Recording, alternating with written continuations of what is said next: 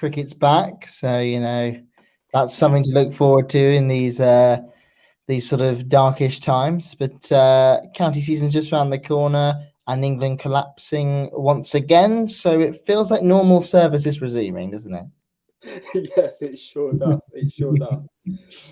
So moving straight on to the World Cup 11. So we've just had the India series, which was absolutely delighted with how competitive it was, especially just sort of like 6-7 months away from the World Cup. It seems like a great little preview of what we can have. And yes, England, we did lose 3-2 in the end, but it was a really tight series. And what we're going to be doing on the website this year is looking at our the England World T20 11 and just seeing how, in our view or my view, it progresses as we go on closer to the tournament, and probably find out that we've got a whole different 11 going into India based on my predictions. That it will be wrong. But obviously that's what we're known for. What do you think of the T20s, George? Yeah, I totally agree with you. I think it was a really competitive series. We always love it. We always love it being competitive, but I loved the fact that it was a Saturday and you're watching an actual decider, not a dead rubber for a 5-match series. In any form of cricket or any sport, that's something you want to see. And I definitely think we are looking at the two red hot favourites and contenders for that T20 World Cup later this year, given the factors in India, given the strength and depth of both squads, and also given the way that they both conduct themselves on the field.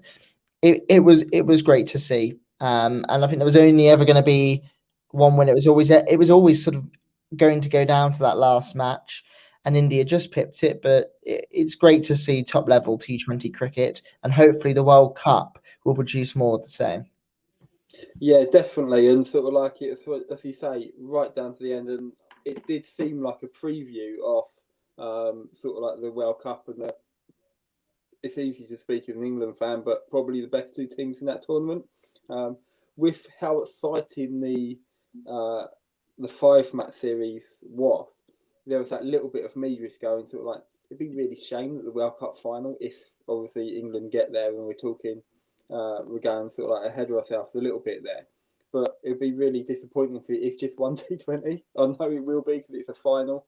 But actually, this kind of series felt really fitting for like a World Series kind of take sort of like baseball kind of sort of like scenario. But obviously, I think that's a whole another episode there we can discuss sort of like the formats of the ICC tournaments. So if anybody has seen it already, I've got loads of content on the Cricket Diaries website now every day.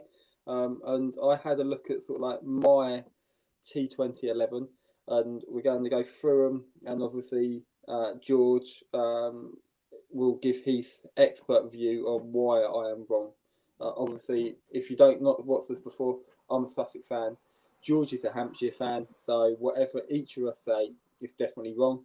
Obviously, I'm the main host of this podcast, so therefore we had the better ground in the background.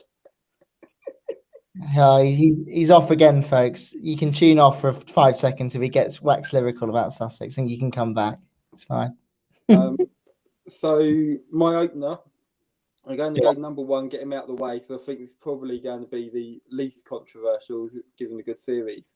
It's actually Joss Buttler. I think he bats in the IPL. It's his best position, and your best batsman's got facing most amount of balls, and that's Buttler for me opening. Yeah, I don't think there's much argument there. There was a school of thoughts that's been there in England for a while where people were saying, is he more of a touch player? Could you have him at 6 or 7 to bolster him? But I think, like you said, and expanding on that a bit, if Butler's not opening, I'm always questioning what if. What if I gave him more time in the middle? What if he was able to express himself more? And what we see with maybe Joe Root at the moment and also Ben Stokes in the longer formats of the game is what Buttler is to us in T20. So protect him, make him number one, make him feel valued, give him he's somebody who, if you really wanted to bet your life that he could bat through an innings and create a match-winning score, Jos Buttler is your man. So I'm not going to argue with that. He's going to be facing my first ball as well.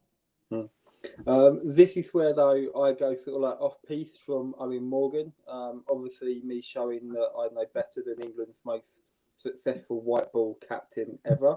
It's a good start, isn't it? But actually, I feel like our second best batsman in our team, and going on the logic of you want your best batsman to face the most amount of balls, and I feel like that's a really big disadvantage. And in our England team at the moment is with Ben Stokes. I don't think he does any justice batting down the order. He needs to be in the top four. For me, it's harsh on Jason Roy. Obviously, he looked really good again today in the one-day game. But I honestly think that there's nothing that Jason Roy brings to the team which Ben Stokes wouldn't as an opening batsman. I think he's done it in the IPL. He's got 1 century last year in the IPL. And actually, I'm really hoping he goes over there with Rajasthan this year. Bats opens with Buttler potentially, and then might be a few selection headaches. But I think we finally could get a better position for Ben Stokes. Yeah, I think what you've done there is open a really interesting debate, which is happening in England at the moment. Actually, I remember as well, because I happened to be watching it that day. I think it was 2017. He came in and he got 100 for Pune as well when he played for them as an opener. Actually, no, I think he was at 3, but he came in after like 2 balls. So it was essentially an opener. It's an interesting debate. Personally, if you want my opener, I would say Johnny Bairstow is my other opener for T20s. But I completely see the logic of your point, because whether we slightly disagree on what position it should be, Stokes should be batting higher up the order. I totally agree with you with that. 4-3, he would not look out of place. I'm also not going to turn my nose up if he does open. I think Stokes right now, we sort of don't know what to do with him, and it's a worry for me. Definitely. We don't know what his role is. He doesn't know what his role is. And he's a batting all-rounder. You're never going to pick Ben Stokes for what he can do with the ball. Even though he can produce great moments, you want him there for batting primarily. So I do worry that England see him being down at 6 or 7. Why is it that we value Buttler and we've changed our mind on Buttler from being a lower middle order touch player to being an opening batsman? Ben Stokes is in the same sort of breed for me. So why isn't he in that conversation? So maybe not opening for me, but I can completely see your logic, and I would move Stokes up the order most definitely. Yeah, definitely. And as you say, sort of like, obviously, we'll see as the team goes down, but I've got 6 bowlers in this team. And obviously, I feel like Ben Stokes with the ball needs to be that somebody who actually comes in, takes a wicket or 2 if we needed in those middle overs. Not necessarily bowled his 4, because I think we've got better opening bowlers and we've got better bowlers at the death. Obviously, we don't need to remember back to the last T20 World Cup final.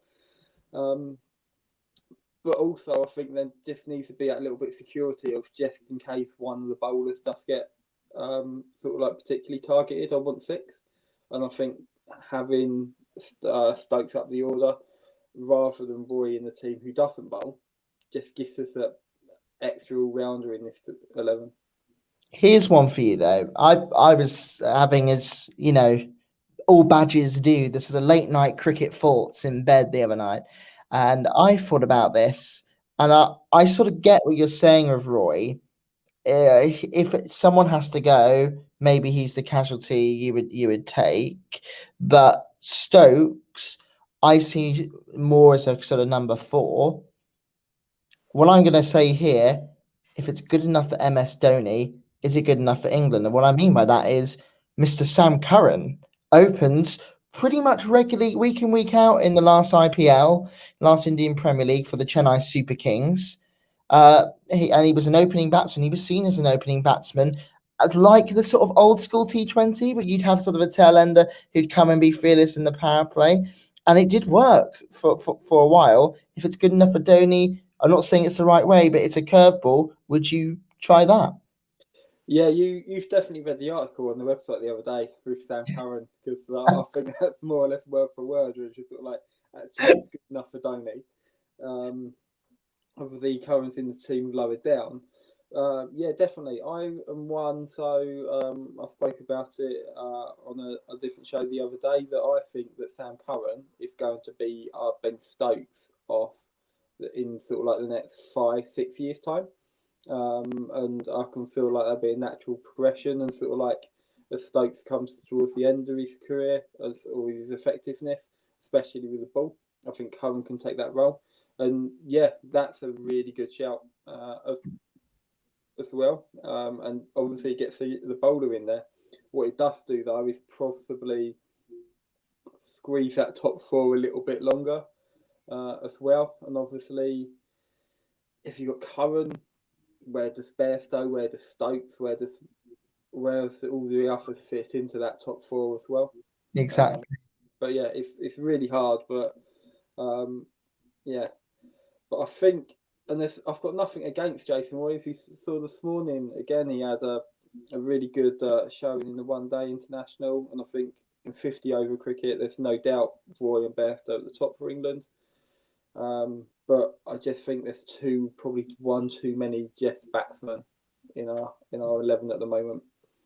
My number 3 is David Milan. Now, there was a lot of chat around before this series, especially before Saturday's final T20, with why is Milan there?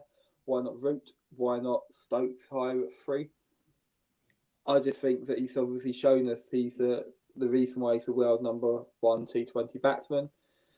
He's the quickest ever to go to 1,000 T20 runs in just 24 innings. If you've got to think that Kohli took 27, Babar Azam was 26 before obviously Milan done that in this series. I just think he's nailed this kind of format and that role at number 3 really well. I can't see us not playing him.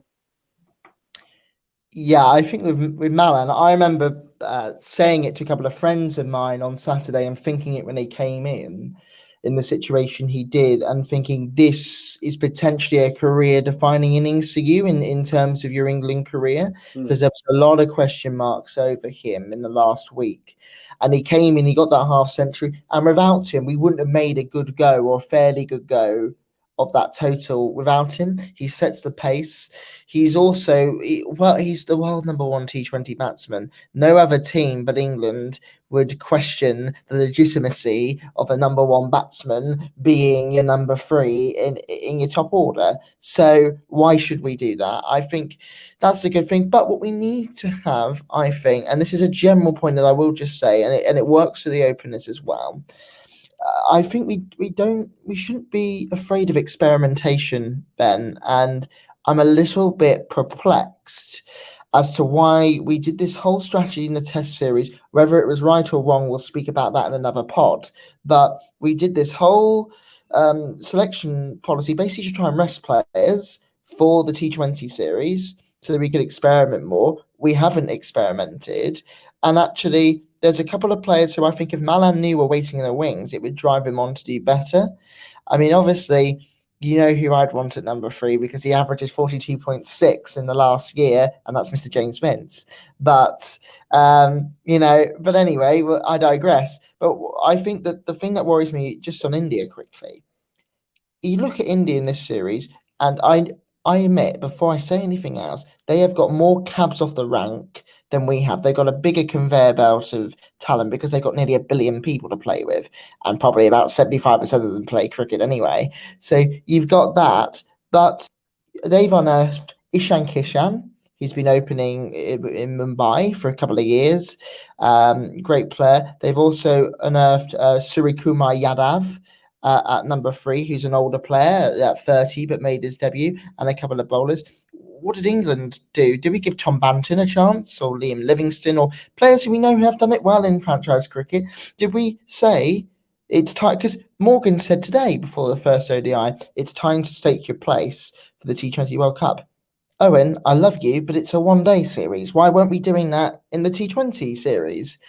I just think it doesn't hurt to experiment, and that's all I'm saying. No, I digress. I'd have Milan at 3. I should have just said that, but it's a bigger issue, I think. Yeah, definitely. I think obviously, I think probably Owen Morgan's for the worst in this series, competitive sort of like nature. Obviously, he wanted to win this series. I think obviously if we'd have gone 3-0, 3-1 up, I think the 4th, 5th T20s would have Yeah. seen a experimental 11.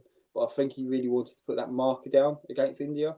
And obviously, it's now gone a little wrong because we didn't, and also we haven't tested the some of the other players because obviously the worst case is obviously not only somebody dropped form, but obviously picked up an injury or whatever, and actually you're not going to get a better learning experience than playing in India. So yeah, I definitely agree with your point. We should have done something different. But then we probably said we could have won the series. Oh yeah, and Yeah, look, I can I completely understand that if something isn't broke, don't fix it. And for a lot of that series, things weren't. But I just think I hope in the summer that we're not afraid of experimentation because people can talk to me about the World Cup, but our ODI side was like we all knew what it was. It was written down on paper before we even began, really, because we'd had that great success. Our T20 side plays with the same spirit, but it's a little bit more inconsistent, and T20 is harder to predict. So I think we've got all these resources available to us, Ben. The most amount of riches in terms of player quality that we've ever had. Why don't we use it and use it as a catalyst for your Malans, for your Bairstows, for your Roys to say, this is what's waiting in the wings if you don't perform, and it will help for everybody. So just don't be afraid of experimentation, England, is all I'm saying. But despite that, Malan at 3. definitely. So 4, obviously on Johnny Bairstow. I think he's our best white ball batsman. Again, showed earlier today that why he is so good. The players which he could have gone in my 11 were obviously Jason Roy, if he wasn't opening 4. Although you said Stokes 4, Bairstow open. I'm happy. I would definitely do that as well. And the other name we haven't mentioned yet, it's always the one until Morgan's not captain anymore. It's always going to be spoken about. Alex Hales. I think if he were to come in, I think 4 would be the place I would have him, even though he's naturally an opener or 3. But I just think our top 3 is just so good. He doesn't get in, even though how good he is. But I've gone Bairstow. And probably my second choice, if Bairstow wasn't there, would be Alex Hales. Interesting you said that. So yeah, I think with Bairstow, he's probably the most malleable player in his side, if you know what I mean. So it's quite fluid where he could be at 4, he could open, he could go anywhere. So I'm not entirely concerned if he opens, if he doesn't. I personally, as I said, would open him, but him at 4 doesn't bother me. It's actually quite a nice insurance policy knowing that he's coming in then, because that's quite a versatile role. You could be having to rebuild an innings. I'd count Bairstow to do that. You could also be bolstering innings. I would also say Bairstow could do this, or you could just be keeping the score going, and Bairstow can do any of those roles pretty easily. If not, if I had Bairstow opening, yeah, then Stokes would be a good 4. But in terms of the person waiting in the wings, for many reasons, Hales, he's a great performer, but I just don't see where he fits in here. I also am a bit old school, and I'm not entirely comfortable with what he might do to team morale and team Yeah, spirit. I think there is a problem there that we won't know until maybe after Morgan's retired. But I certainly think there is some sort of yeah, bad blood there. And Morgan seems like everybody loves him. And I think it would take a lot to annoy him. And I think there's been a bit of mistrust there that takes years to get back. Probably not the same scale as KP, but we've seen it before and we know how it yeah, rolls. But then again, of course, I'm going to say this, Ben, because I don't want Alex Hales being the backup. I want James Vince being the backup because I think he can do as good a job, if not better. And he's proved it in the last 16 matches. I said it once, I say it again, 42.6 he's average. And he's won the Big Bash. And he got man of the match in the semis and the final. So why are we not picking him? I'm saying it now. And it's true. And people laugh at me, but for once, I think there's a reason it'd be justified for him to be picked. So I'll just say 21 and a half minutes it took to announce that James Vince got man of the match in the Big Bash final and the semi-final. It's getting longer per episode. It's getting deeper into the episode. But it seems to be sort of like now the recurring common theme. It's like when can somebody put in the timestamp on the James Vince quote? I feel all our watchers and subscribers just wait now. They're playing sort of George Bingo as to when I'm going to mention it, and they've probably all got their head in their hands. But I've tried, folks, to keep it for as long as possible. But you all know he should be in that squad, so there's no need to be angry. You all know. It's all right. We've not got down to our spinning all rounder yet, and I've got a feeling I might know who George would have in his team. 5, Captain Morgan. It's where he wants the bat. Yeah. No brainer. Cool. Number 6. Now, this is one I've got to go all against what I said in the last year's podcast with my number 6. I've gone for Sam Billings. I think we both absolutely slated him coming into the team last year ahead of him having 2 back-to-back man of the match performances in the England shirt, I believe. Although I said about him coming back and then he didn't have a great game today, although it was a one day. But I think really much, so I've gone for Billings here for 6. The other one I was looking at was Sam Curran. And actually, I think Sam Curran's good enough to bat a 6. But why I've gone for Billings was, this team is based around having the right people in the right places. And I think in T20, from my view, you need 4 really strong attacking batsmen in the top 4, and then 5 and 6 have got to be your finishers. Those people can come in, hit ball 1 out of the ground. And I think Sam Billings is like a B-Tech Josh Buttler. He's probably we can't play Josh Buttler twice in the 11 because I'd have him open and be our finisher. But if we're opening him, I think we do need our other finisher, and that's Sam Billings for me. Yeah, I feel I have to be careful here because we have a history of knocking Sam Billings on this podcast, as you just alluded to, and every time we've done it, he's pulled it out the bag. Look, I like him. He's been involved. He's one of those players that he wasn't in the World Cup side, but he was in that first cohort in 2015 when Morgan revolutionised the one-day side. So he's been involved in this whole project from day one. He knows how it rolls. He probably knows his own role within that. And it's a chance. But this goes back to my point of experimentation, Ben, because I think this is the question mark position. So why don't we experiment? I think you mentioned in your article about Liam Livingston, and that's who I'd like to see play there at the moment because he's got good franchise record. He can bowl a bit as well, a bit of spin, and just someone there. Also, though, I also think James Vince could be a number 6. So, and I'm not even joking. So, I would say that, wouldn't I? But that's the experimentation position for me. So happy to see that sort of tried and tested through the summer. Definitely, and I think in terms of experimentation, one thing that I did pick up from Morgan is he's expecting the multi-format players not to be available in the summer. So we got the looks of the likes of Butler, Stokes, Archer, and obviously the likes of Curran, Joe Root. So there's plenty of chance, I think, in the summer to experiment, and I think Liam Livingston would be one of those. Maybe Vince can bowl a bit as well. We might even put him down as a bowling, batting all-rounder. I think he's got the best economy rate out of anybody in the last year with his ODI wicket. But it's taken me about 31 minutes to try to mention that one. 7, I've gone for Sam Curran. We've obviously discussed it before. I think even though I don't have the best personal sort of like view on Curran as as the as a person, do think he can be a bit of a warrior, and he can definitely upset me as a Sussex fan.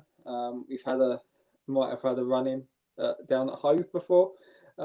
However, I think he's absolutely class. He's still learning. He's still in his very early 20s, and as we got in the article, as he said, if MS Dhoni trusts this guy to open the bowling and open the batting in the IPL, who are we to judge? Yeah. He's a bit of an enigma, Sam Curran, because I do think he's a little bit hit and miss sometimes. Yeah. I don't think he's fully consistent, and that does slightly worry me. But he is a player when he's on, he turns it on. And I also think you make a good point here that we don't always talk about enough, but it is a really important point, his personality. And I do think he's got a little bit of a mini Ben Stokes in him, where he is a man for the big occasion, and he will sort of come out fighting. And yeah, he is somebody who probably, as bowlers go, he's up there with Archer in the amount of week in, week out IPL and franchise cricket he's played in the last 4 years. So that can't be sniffed at. And also, somebody, if he's coming in at 7, I know that my tail's not done yet. It's, he's a recognised batsman, because I'd be comfortable if I had to open Sam Curran for whatever reason. I'd be happy doing that. So why would I not be happy with him being at 7? Yeah, I think he's too big of a potential to not play. Yeah, definitely. And 8, I've gone for 2 players at 8, because that's what you can do when you're not picking an actual team's got to go out to play. But I believe that Morgan's good enough to work out whether it's a spinning wicket or not. So I've gone for Chris Jordan at 8 or Moeen Ali. Obviously based on the pitch and what we think the bowling's going to do. I think both of these are good enough to carry the bat at 8. I think Ali's obviously the better batsman. But obviously with Chris Jordan, you're probably getting the best fielder in the world in your team as well. That's going to save as many runs as what he won't get compared to Ali. But yeah, I would have Jordan or Ali in this team, depending on wicket. Well, firstly, I think we might as well address the elephant in the room, which is that we all haven't gotten over that catch from Saturday. I was looking after my little niece, and I think I scared her because I was screaming with delight when I saw that catch. So I do apologise to little Emily, but it was a great moment. I've got a bit of a. I think it's time for a George Wacky theory, so I'm gonna throw this on. I would pick Jordan first and foremost over Moeen Ali. I think he offers more with the bat right now. And also, he's a proper in and out franchise T20 bowler. And what he adds in the field, I think he's great. He also works really well off Archer, and there's just a lot of plus points for him. But I'm looking at number 6, and we're saying that's a question mark position. If I'm honest, I think Ali has got an interesting relationship with the England setup, and I don't know if he's ready to play major tournaments right now and be a consistent performer. And if I want a batsman who can bowl a bit, Indian conditions, malleable in the top order, could play pretty much anywhere, why didn't I pick Joe Root at 6 and then have Chris Jordan at 8? That is personally, it's not even a theory. That's what I would do if I was naming this side. And Ali is somebody who'd be good to be in a squad. But Joe Root, he got Chris Gale out in the 2016 T20 World Cup final. He's also, I know it was a very spinning pitch, but he's got a 5 in the Test series. He's shown he can bowl. India is his paradise in terms of bowling conditions. I would have Root at 6, and I choose Jordan over Ali at 8. What do you think? I think if anybody would see my face when you said Root at 6, because I wasn't expecting that, and actually I was literally like, boom, light bulb moment. That was, yeah. I think you've strengthened this team. I'm going to have to rewrite this article, aren't I? That's my job. Yeah, I will embed this video into the website, and there'll be an article below with our combined 11. But yeah, why not? And then that gives us 7 bowlers in this side as well. So you got 7 bowlers and batting. all the way down to 8. I would go for 9 as well, in terms of sort of like batsman with the next name, although many England cricket fans would go against me on this based on his performances in an England shirt with a bat. But yeah, that's just, you literally blow my mind and just made this team. You've taken this team to from a semi-final, definitely final team to World Cup winners, Georgia. So, Chris Silverwood, I'm coming for you. No, yeah. I'm not. Yeah. Well, Sussex have gone joint head coaches this year, so maybe after Silverwood, me and you. I am in need of a job. I graduate in a month, so yes, please call me. Yeah. It's the only way to shuffle. I disagree with what I said as well, though, Ben. So I'm not expecting full-on praise. I'm sure people were going Georgia crackers. So let's wait and see. Yeah. Just wait until sort of like I've worked out this enough, so we can do it live, and then we can have the comments coming in as we speak about how wrong we are with everything. That'd be fun. 9. I've gone for. I put most probably the very best T20 bowler in the world, but actually I feel confident tonight. I'm going the very best T20 bowler in the world at number 9. The reason why we win World Cups, Jofra Archer. Yeah, to be fair, I think we need to be honest with people that if I'm allowed to have my James Vince moment, then Ben has to have his Jofra Archer moment. More justified to say it because Jofra Archer is actually an England player. So, I'm not even going to disagree with you on this. To be fair to him, he always manages to do this where he'll have a test series where he divides opinion in the longer formats, tests more than ODIs. And it'd be easy for that to affect him. But when he gets in that white ball in his hand and he's in that T20 format, he just shows himself to be such a consistent performer. His line and the way it was so consistent was scary at times, this series. And actually as well, I don't know what it is. I'd love someone to study his batting and machine formats, but he does look like a great batsman when it's a white ball, and he really does know how to play it. If you don't have Jofra Archer in your team, you want to win, and you're serious about winning the World Cup, you are shooting yourself in the foot. So for every reason under the sun, he is probably the best 2020 talent we've ever had in this country and might ever have in terms of what he can do, and he's shown it around the world. There's nothing more he has to prove. Jofra Archer, number 9, yes, please. Definitely, and I think for the one of a future podcast when we look at the test team over the summer, I can really echo what you say with like the split, sort of like whether he should be in that test team or not. I actually think with his elbow as well that there's that. I love watching Archer bowl, and I think he's a great test bowler. However, I think with this World Cup and next year's World Cup, I think that if we still got Broad and Anderson going into the Ashes, we need to wrap him up in cotton wool this summer and go white ball only with Jofra at the moment. It will weaken our test team, but it could have the ability to win us 2 back-to-back World Cups with him in there. Yeah. Number 10, frontline spinner, Adil Rashid. It's not really, he's so good now in white ball. It's not really an argument for me.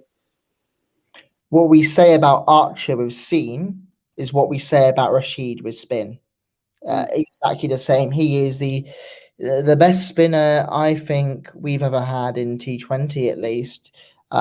Another player who really, if he really wanted to, if injuries wasn't a problem, he'd be our frontline spinner in every format. Yeah. It's just about his shoulder and the longevity of his career. But yeah, just in India, ripe for him. As I said, if Joe Root can do it, then imagine Adil Rashid with all the tools that he has in his toolkit and in his locker. Just very consistent, great, very dependable fine leg as well. And as a fine leg man in village cricket, you can never underestimate the power of your fine leg. And I saw him do it at the World Cup final. He knows his position in the field. That's his position, and he's mastered it. Very good fine leg. Also, never forget that he's got 8 first-class centuries, so he does know how to hold a bat. So we really will be batting right down to the last man, pretty much, which is vitally important in T20 in any compared to any other format. So another no-brainer, Rashid at 10 for me, and you. Yes, and I was sort of like reminded recently of one of his first class entries by another cricket friend of mine from Sussex. He hit his, I believe it was his maiden or his second first class entry at Hove in 2008. And I think it was like a ninth, 10th wicket partnership, and Sussex had a chance of looking like a winning and ended up losing because it was both the 9 and 10 got centuries. But he can sure bat. But funny you should say about sort of like best bowler in all formats of the game for England, because actually I feel like Archer, it's got the potential to be the best in all three as well. But elbow, Jofra's elbow, Rashid's shoulder, will we eventually see it being managed in the same way? I think we will. And yeah, just think of having those two in your team for quite a while is no brainer for me. Number 11, I've gone for Mark Wood. I'm a tail enders podcast fan, and he's been great on there. He's a great guy as well as a great bowler. The one which I didn't mention in the article, the only person I would have in front of Mark Wood, but Owen Morgan won't pick him because of the fact that he's been let down with injuries in the past, and you can never know with him. Is Tamar Mills. I think he's an absolutely great. He had not too sure about 2020 because we couldn't get out there, but 2019, his bowling, his 4 overs in all of these games at Sussex was out of this world, better than Archer. From what I've seen Archer bowl at Hove, it was sensational. It was either on their toes or at their head, and there was nothing in between. And I think he went for sort of like he was averaging sort of like an economy rate of 4 or 5 and over every game, and taking wickets. It was amazing, but I said it's unrealistic for England. So I just don't think Morgan would pick him because when you had him, he kept on breaking down with injuries. So Mark Wood for me, probably the most sort of like sociable, friendliest guy in cricket, and actually a really good bowler, and will do whatever job you ask him to as well. Exactly, you've hit the nail on the head there. He's a dependable chap, just a great all-round guy. But also, I do think there are a few question marks on that last bowling role. But it's actually one that, despite losing this series, I'm pretty sure on now, and I'm pretty sure that Wood's the man. The 30-20 was the prime example for me, which is the last one that we won, because I looked at his speeds and his line, so consistent and averaging over 90. But I actually think, controversially, I know when Jofra turns it on, he's the best, but I think Wood does it slightly more consistently sometimes and isn't as hit and miss. And Wood was really, he's not going to get talked about as much, even in T20 franchise terms. You'd have Mills over him probably, and he doesn't get mentioned in the same breath, but he really showed he's like a superpower sort of bowler and that having him in Archer with that pace is brilliant. And also, when I really agree with what you said when I read your article, was that who was the unsung hero of our World Cup winning squad? I would say it was Liam Plunkett because he was the man who could deliver in those middle overs, which in limited overs cricket is really key. That sets the pace. That gives you a chance to get back into the game if you lost it in the power play. And to have someone like Wood bowling at that pace with that threatening line, you got to have him. So I completely agree. Mark Wood, and what a lovely guy anyway. So and he's been there and he's done it all as well, Ben. And he doesn't get credit for it. He's gone and won the World Cup. We're just such great skill. And he's pushed himself into that England setup, and we need some of those guys who've been there and done it. And he's one of the guys. So it's nice to finish on a settled position, and Mark Wood richly deserves to be there. Definitely, and sort of like the point I missed was going to be the point where you brought up as well, was sort of like and obviously the first one-day game shows sort of like coming on middle overs. Yeah, it's 50 over, not 20. But actually, when England needed a breakthrough, it was Mark Wood who came and got that in the middle. And we've got Stokes, we've got Root, we've got Jordan, we've got Archer.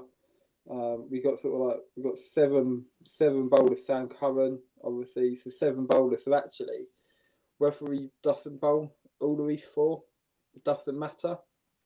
We need sort of like obviously 5 bowlers with 3 and the other a couple. More or less makes 20 with my maths. So I trust you on that. yeah. But yeah, honestly, I think he's the person who makes up the 11, and also he's no mug with a bat either. He can score those runs if we need to. He can hit a long ball. Yeah, he got was it a 50 or at least a high 40s in Newlands, I think it was, in the last Africa tour. It was a test match, but even more so. It was a really nice thing. I mean, he's a great guy to turn it on, and he'll always play for the shirt as well. He's one of those guys, but like we said with Curran, he really cares about the setup. Not suggest that others don't, but he cares more than most because I think he's really fought to be there. My favourite story of him, just to quickly digress, is I remember because I was at the World Cup final when he came on for that last ball that Stokes was going to face, and he came on with helmet, arm guard, 5-pad, and all of that, and people were like, you don't need that, Mark. But it just shows that he's so focused. He loves what playing for England is, and it means a lot to him. And he needed to prove himself in this series, and he's shown he can do it and really silence those critics. So he's a great addition to end our team, I believe. Yeah, definitely. And obviously, there will be a second podcast out shortly after this episode. We're going to release this episode 1 here. But as of now, George, with our 11, how do you think we're doing the World Cup? Well, I think if you take my little wacky advice with Joe Root, I think we'll see each other in Ahmedabad for the final. Yeah, definitely. So thank you everybody for watching. If you've watched this along, obviously let us know who your 11 will be, and just obviously give us a shout out. We love to hear you on the podcast, on any of the social media channels. Just give us a shout. So bye for now. Thank you. Bye-bye.